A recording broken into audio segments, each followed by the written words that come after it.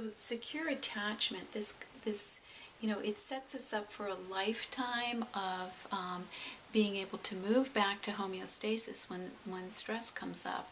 I mean, some of our studies that are so fascinating show us that when we have difficulties with attachment, when we are insecurely attached, using Ainsworth language, and this is for those primates in Harry Harlow's study, and we'll talk about Michael Meany, the rats in Michael Meany studies.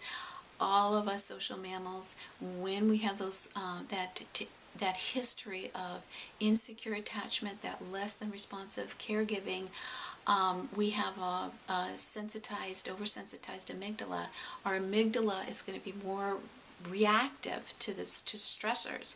We have more actually fewer cortisol receptors, so our HPA, what Mary Dahlman talks about, we are shooting more cortisol through our blood. We are going to hyper-arouse. We're going to be more likely to hyper-arouse or to disassociate, to shut down.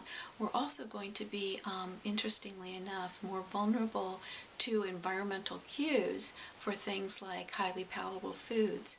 It's a setup, basically. And so the majority of people that are drawn to our work in EBT are going to be drawn there because of these wires of insecure attachment. And again, that's why what we do in EBT is to rewire that. So let's look at this slide 14. We're looking at secure attachment it's a survival advantage. This is part of its evolutionary based. We are needed. We need this for the survival of a species.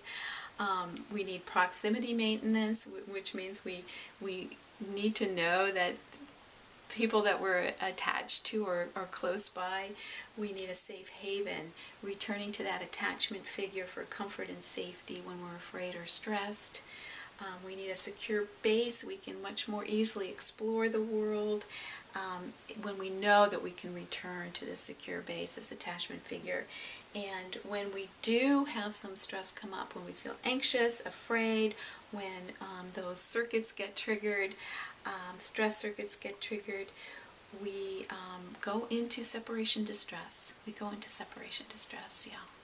And again, it's usually during these times of separation distress or disruptions in the attachment circuits that people download survival circuits, because it's a time of distress. So we're at a 4, chances are low, or 5 state, and the greater the distress is in that moment, the more likely that moment will lead to survival circuits getting downloaded.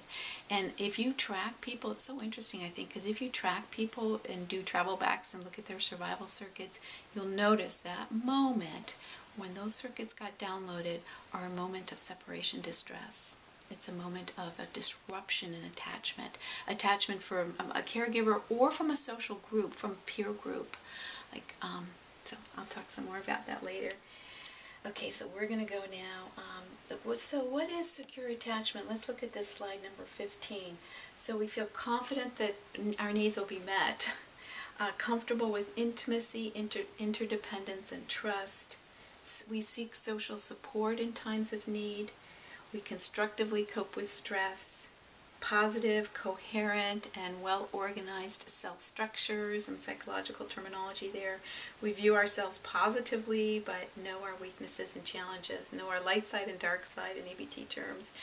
But, very interesting. There's just, it's not necessarily, we're not looking at kind of happy, but we're looking at solid, balanced, self-regulatory systems in place. So we can move through life in that way, that moving back to homeostasis, more able to connect with those eudaimonia rewards, feel that sanctuary, live in integrity, have our vibrancy, intimacy, have close connection with others, it's deeper spirituality, authenticity, real selves, etc. Those eudaimonia rewards are built into secure attachment, and again, that's why we focus on those as we move through our EBT kits. Just in summary, secure attachment, so it's that regulatory system between a caregiver and a child that that meets basic psychobiological needs. Most of our work in EBT is going to be healing and repairing those circuits that where those needs didn't get met, basically. Parent senses the feelings and needs of the child and responds accordingly. Language-wise, Dan Siegel calls it attunement. Lewis and both Shore and Lewis, both of them, and these are in our great books, so you may be familiar hopefully with these writers and these researchers call it limbic resonance. Limbic resonance, such a lovely term, and certainly a lovely experience that you'll experience quite often as an EBT provider.